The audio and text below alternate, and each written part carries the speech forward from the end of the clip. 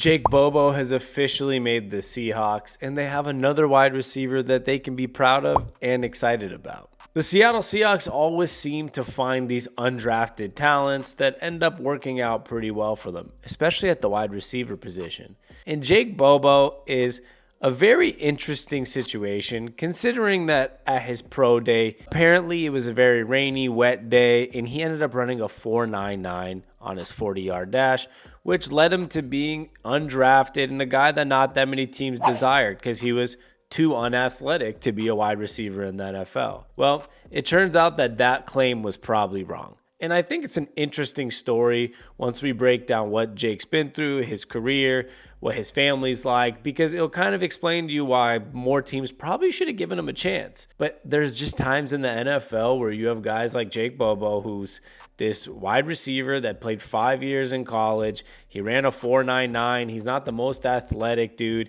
He doesn't look like DK Metcalf, this jacked receiver or a speed demon like, anybody else in the league. He's just this white dude named Jake Bobo who runs a 4.99, and you would think that he's not going to be a good NFL receiver, in all honesty. But there's some numbers to back this up, and I'm just so excited for him to be making this team, and I think it's a big deal for the Seahawks wide receiver core because it's been a while since we have 4 guys I can look at and say, I'm pretty comfortable with that. Let's just start with that before I get deep into the Jake Bobo stuff. Is the Seahawks have receivers we can count on now. Over the last 4 or 5 years, the number 3 position at the wide receiver group has been a big question mark, even dating back to Russell Wilson's times, where you had Josh Gordon as the number 3 for a while. D. Eskridge tried to be a number 3. Guys like Marquise Goodwin and David Moore, and even in 2021, a guy like Freddie Swain being the guy we're depending on to be the number 3. And this is no hate on any of those dudes being number 3 receivers, but in reality, they're not reliable enough receivers to be number 3 on a team that's trying to compete. They might be good enough to make the roster, do not get me wrong, maybe a 4th receiver or something like that. But it's been a while since the Seahawks have had some really good depth at that position. Now, what's exciting about this year is obviously in the draft, in the first round, the Seahawks took Jackson Smith-Njigba, but unfortunately, he did have wrist surgery, and even though he's already back in playing, we're not 100% sure he's going to be back week 1, and we're not 100% sure what his health's going to be from day 1. We do know, though, that with Jackson Smith-Njigba, the Seahawks have a potential star, not just good player, we're talking potential star at the 3rd spot for the receiving core. So you're going to potentially have a star in DK Metcalf, a star in Tyler Lockett, and a future star in Jackson Smith-Njigba.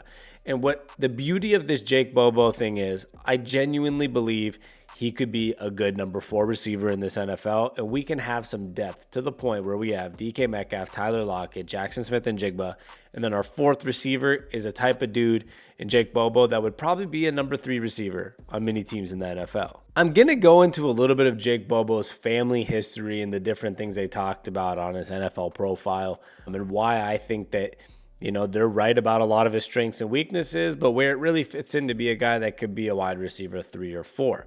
But before that, I want to talk about some of his college stats because I think it's something that's not mentioned enough that this guy had one hell of a college career. And I'm kind of confused that other than a 4.99 40, why was this guy not drafted? He had 3 years at Duke before he had his really good senior year where he had 12 games, 74 catches for 794 yards, and a touchdown. He was averaging 66 yards per game in his senior year of college at Duke.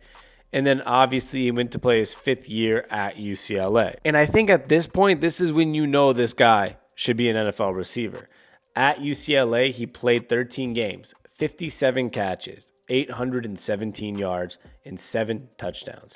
So he's averaging half a touchdown a game, aka every other game a touchdown, and he was averaging 62.8 yards per game in his first year and last year at UCLA. And I do have to mention, his 57 catches with UCLA was 19th all time in a single season, which is not bad for a school like UCLA who has a lot of history. So obviously, after a preseason of having 7 catches, 125 yards, and 2 touchdowns for the Seahawks, and becoming a pretty big fan favorite, it was pretty clear Jake Bobo was going to make the roster, and eventually he did. And as stated earlier, the exciting part for somebody like Jake Bobo is the fact that Jackson Smith and Jigba might be a little bit banged up to start the year. And you're talking about a guy who went from undrafted, potentially not even making the NFL, to making the Seahawks roster, to potentially getting some reps at number 3 receiver to start the season. And if not, he's the 4th receiver that's getting a lot of time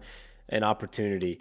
And he really went from a 4.99 40-yard dash going undrafted from UCLA to a guy that's now clearly on the Seahawks roster and has a good opportunity for his career. According to NFL.com, Bobo is a big slot receiver with below average speed and agility to separate from coverage. His route running is very patchy. He's fairly tough and competitive when catching around traffic. He has decent hands, but a relatively average catch radius. He has some potential as a run blocker in space and might be better suited to add weight and rebrand as a pass-catching tight end. So it's just interesting to me how you have a guy that essentially, if you go to ESPN.com, draft analyst stuff, it's all negatives, right? And about how this guy's not good enough, not fast enough, not strong enough, tough, but, can't catch in traffic, etc., etc. And you go to some of the weaknesses. He needs to play with better awareness. Route breaks and turns come with very little knee bend. Labored and ineffective getting out of breaks. Hands are fairly average when catching outside the frame and lacks short area quickness and agility as a route runner. So a lot of times what I found interesting about this is we look too much at these draft combine or pro day numbers. How fast did they get around a cone? How fast did they sprint off of this line?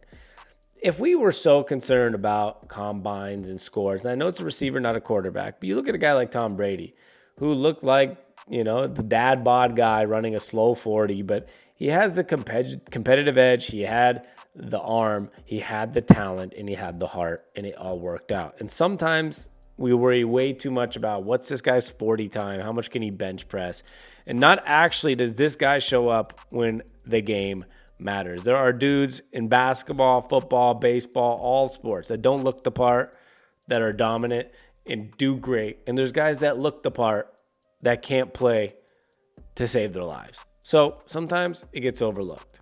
And here's what I found really interesting is his player bio, because if you really break it down, he's from a family of football. So you should have assumed that he loves this game and he has the ability to play it. Bobo's family is full of athletes. His father, Mike, and his mother, Casey, played football and hockey in college. So his dad played football, his mom played hockey at Dartmouth.